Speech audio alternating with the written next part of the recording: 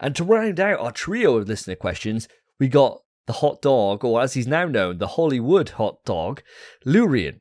He said, with Final Fantasy 16 outselling Final Fantasy 7 Rebirth seemingly reminding people that home consoles in Japan are in decline, and Switch dominating 8 years in, should Sony do a handheld? Personally, I don't want PS to make a true handheld console, because I don't want another Series S situation, for games taking longer and being bottlenecked in scope, no co-op, etc. Nor do I want the PS Studios' time taken away to make mobile PS exclusives, like some want for VR2. But Nintendo is running away. If Switch 2 is PS4 power, is it time to compete? Now, Lurian, I see your question, and I'm going to take it slightly off course from what you've written. I hope you don't mind. The reason being is that me and Phil, I know, granted, Spence, I know you weren't on the episode, so I do apologise, but me and Phil have covered handhelds to death. I think the last 2 episodes at least. And I think on the last episode, when we had Lewis on, Phil, we were saying on there about how if there was a handheld made, which we really want them to do a handheld, that they should do it the same way that PSVR 2 is being done at the moment, in that games are developed for the console and then kind of fitted over to work on it, and it would work with the PS5 suite of games, right? I think that's how we came down on it, wasn't it, Phil? That's what we talked about last episode, but I've got a slight change to my standpoint on that, purely because of the news that we talked about earlier with the vibrant games that are coming out of India. I love how they always use the word vibrant to describe India. They always seem to, don't they? Vibrant India. But those games that are coming out of India, couldn't they go to a handheld? They're perfectly set up for handheld exclusive development out there because they're very keen. They've got the workforce out there. Coming out with a new hardware, you could be putting those games straight on there and you could build a community around there. Just a thought. But I really do agree that it needs to be somewhat of a hybrid approach, with the vast majority of the studios sort of basing a game on PlayStation, and you can play it on your handheld, you can play it on VR, and it kind of comes out everywhere within the PlayStation ecosystem. But there will be that small minority, as I'm saying, with the vibrant development studios out in India, that they could be purely mobile based. And I think that's where you get that like experimental games that would come out, and all the kind of smaller indies that you guys really get off on. Yeah, you could do. I mean, the thing about it is, and this would be the same argument that you would use against VR, for example, is that you'd want, or ideally you'd want, like some big hitters, right? Like, am I going to buy, I mean, I'll buy a handheld for fucking anything. I bought a Vita, I bought 3 Vitas, right? So I'm in that market 100%. I don't care what the fuck comes out to it.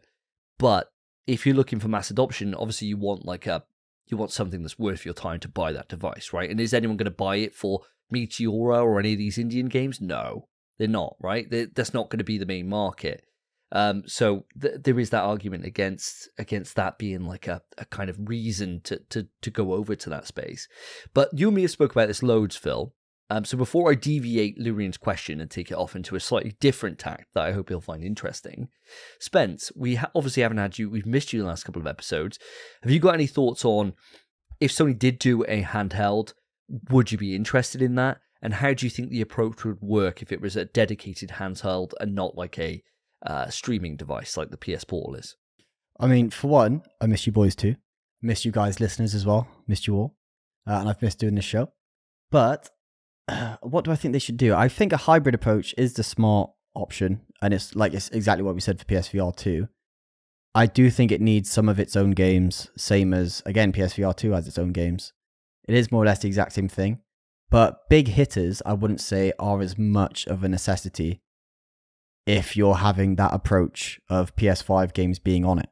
Because if you want big hitters, you've got Spider-Man 1 and 2, you've got God of War, you've got Last of Us, you've got plenty of big hitters there, and they could do spin-offs if they want.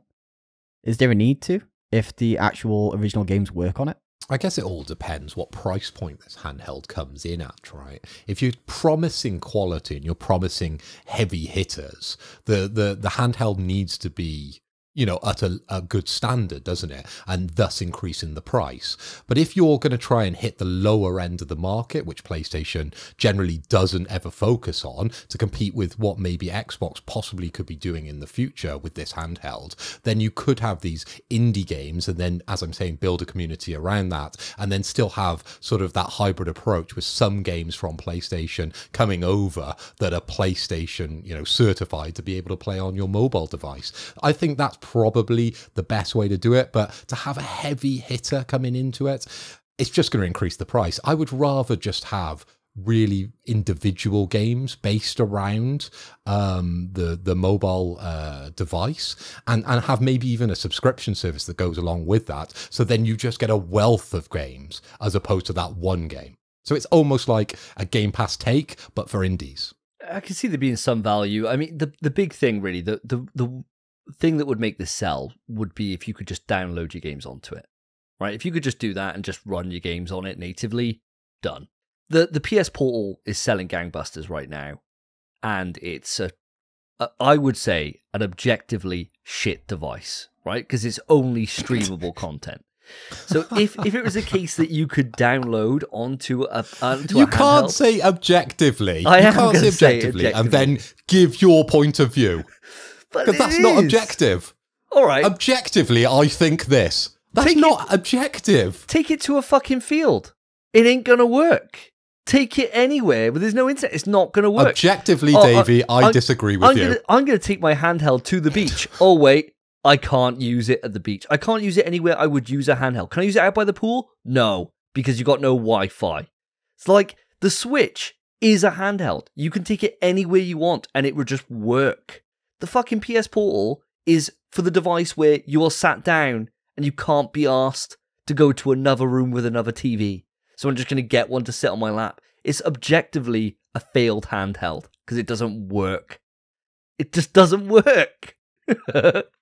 Right, lad, wrong. Okay, for one, I think it's objectively actually quite good. But the issue with it... I love that we're just using objectively now. Oh, this is going to become a thing now on the PlayStation. Whenever you want to make a statement, you'll go, objectively, I think this. Objectively, it's not bad. I think it's a fine device, but it's not a case that it's bad. It's just not what people wanted. That's the only issue. No one asked for a streaming portable handset. Everyone wanted a new Vita or a portable version of the PS5. This is one, but it's just not in the way people asked for, I suppose. I don't know how Sony heard us asking for a Vita and they thought, you know what they want? They want lag. Oh, yes, that'd be good. It's just not what we wanted, but I still think it's a fine device. And the reason it sold gangbusters, they're all on Facebook Marketplace, mate. That's where they are. There's loads of them on there for 300 quid, 250 quid. I wouldn't say it sold exceptionally well. I think scalpers were a bit too eager. And that's where a lot of the sales came from. For anyone coming into the market for a PS Portal, regardless of Davey's objective point of view on this, the PS Portals are now available in the United States, so you could buy one and import one at the moment. I've seen about 3 or 4 different people across my Twitter feed at the moment sort of talking about, potentially buying one and getting that imported. But I know in the UK it's still very difficult to find one, and that's why the price on marketplaces like eBay or Facebook, they are over the top. And don't even look on StockX. Jesus Christ, the price of them on there. Whoa. But yeah, well, moving away from my factual point of the PlayStation Portal, let's move it back onto what I think we could do with Luren's questions here, right? So he's saying about FF16 outselling FF7 Rebirth, reminding people that home consoles in Japan are in decline and Switch dominating on the back of it, right? So I thought I'd do a little bit of research into this, Luren. It's becoming my thing at the moment. And so I had a little look and wanted to see how small the Japanese market was these days. Because if you remember, when we were kids, right, Phil, the PlayStation 1, PS2, Japan was like the focus, right? Like Japan was huge. It was a massive market. It had a lot of gravitas. And then as time's gone on, they've gone into more of this kind of mobile-centric. They've really adopted the mobile and handheld spaces for their own. And console sales have never been as high as they were, and certainly not as prevalent. And that's why, like, when you get to PS4 launch, Japan launched the same time as everyone else, if not later, right? They launched later than the US. US was the main market for PS4, same with PS5. It's just the way that they operate now. It's not the main focus. It's certainly not that big. So I always assumed it was a lot smaller than it was, but I thought I'd dig into it a little bit. And I thought I'd compare it to our market in the UK. Obviously, we're a UK-based podcast. And so it was quite surprising, really, that now these stats were a few years old. in terms of the PS4 sales, I got their lifetime sales as of the end of last year. So the PS4 sold 4.55 million PlayStation 4s in Japan. Now, the PS4 for the UK, as of 2019, so many years behind, was at 7 million. So the UK is a much bigger market than Japan is. So that kind of puts it into scale, really, for how small the Japanese market is. Now, granted, the UK is like one of the top 3 territories for PlayStation in the world, but it goes to show the shift that's happened, the paradigm shift, that the UK's managed to overtake it so much, right? Now, the interesting thing is, and I didn't realize this, and I certainly wouldn't have called this until I looked into it, that the PS5 is actually overtaking the PS4 sales in Japan. I find that insane. That for something that is like, they're increasingly moving away from consoles, and they're not buying them to the same gravitas that they were, to the same number that they were years and years ago. But the PS5 has managed to buck that trend and actually overtake it, which is surprising. Now, when you compare the PS5 stats to the Switch, they're getting fucking absolutely gang-fucked. It's getting wrecked over there. But that's not too much of a surprise because of their reliance on mobile gaming. Now, where I thought this was interesting, and I think this would be a nice little salient talking point here, is that FF16 outselling FF7 Rebirth over the same period of time. Now, does anyone have any kind of thoughts about what that could be? If we now know that the PS5 console sales are up, and they're doing better than PS4 were at the same time, you would expect it to be a case that FF7 Rebirth would probably be more popular maybe than FF16 because there's more consoles in the market, that kind of thing, than there were when FF16 launched back in June of last year or whenever it was. Anyone got any kind of thoughts they want to bring to the table on to why FF7 Rebirth potentially isn't doing as well as FF16? Well, it's a sequel for one rather than an anthology. And games that, well, it's a lot easier to hop into a game where you don't need to know everything prior than to hop into a sequel, surely. I've seen people on my friends list playing FF7 Part 1 now because of Rebirth. They just haven't got to it yet. I haven't got to it yet. I haven't bought it yet. So I think it's just a case of people need to play the original. People have been sat on it, and they changed the game. It doesn't finish the way the original did, and a lot of people probably aren't happy with that, and just didn't really fancy playing the sequel, I'd imagine. For me, I think there's something in that, Spence. Like, I remember at the time when I played, I'm a huge Final Fantasy 7 fan. It's one of my favorite games of all time. Certainly my second favorite game on PS1. I adore the original so much. And so when Remake came out back on PS4, I loved it. I was so happy all the way through until we got to the final couple of hours.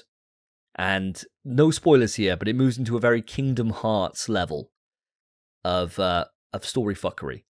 And I hated it. I remember I came away from it at the end feeling like as if I'd been really let down by the direction they'd taken it. Now, years go by and I've softened to it. And so now I'm looking at it on the other side of the camp where I'm like, I'm excited because I don't know what's going to happen.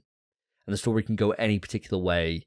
And it can deviate so much from the original now. And I kind of expect that. So I won't have the negative take that I did.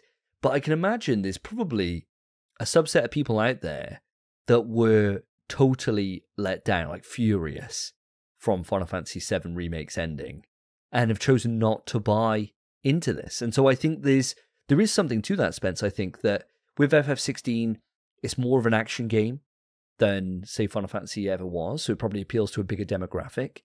And you got the fact that, as you said, you don't need to have prior knowledge. So you can just jump in and just go into it. I think you've nailed it on the head there.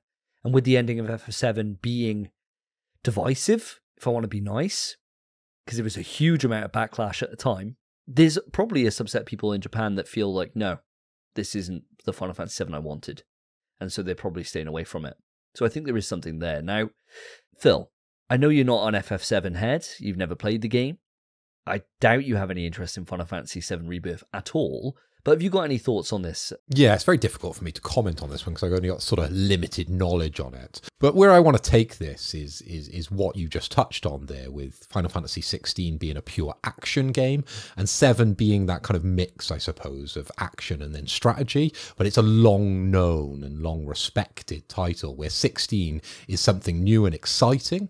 Of course, we got a demo for 16, and I think, you know, that got a lot of people really hyped about it. It was across all the shows that we were watching. You know, it had a big media push like both of them did. But that action within 16, I think it was just more appetizing for a wider demographic, I think, and easier to get into. And I think I've just got to agree with a lot of the points you boys been making, because ultimately I'm no expert in this area, but I think it's definitely down more so to it being a more accessible game, purely because you could jump in, hack and slash away, rather than having to go through 3 or 4, 5, 6, 7, 8 games to understand what the hell's going on here with 7. Yeah, and each Final Fantasy, just for those who don't know, each Final Fantasy is its own separate thing, so you don't need to. But for this, for 7, obviously, you've got to play another 30-odd hour experience before you even get to this.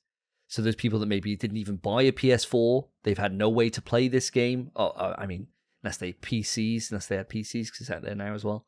But say, for example, they didn't. They just Switch only. They've just bought their shiny PS5. Maybe like you're saying, Spence, maybe there'll be a spike in sales in a couple of weeks' time when people have finished the original Final Fantasy VII Remake and then go back to this. So we'll have to see how things kind of unfold. But it is interesting with the Japan situation, and it's still very much regarded as one of those territories that everyone has a lot of pride for. Yeah, it's really small these days. So I don't think it's really the bigger picture. I think global sales would be the big outlier here when we go to review Final Fantasy VII Rebirth performance and compare that and contrast that directly to FF16 in a couple of weeks' time. But Lurian, I hope you don't mind us kind of bastardizing your question, taking it off in a different way. But I feel like with the handheld stuff, we've kind of gone over that quite a bit.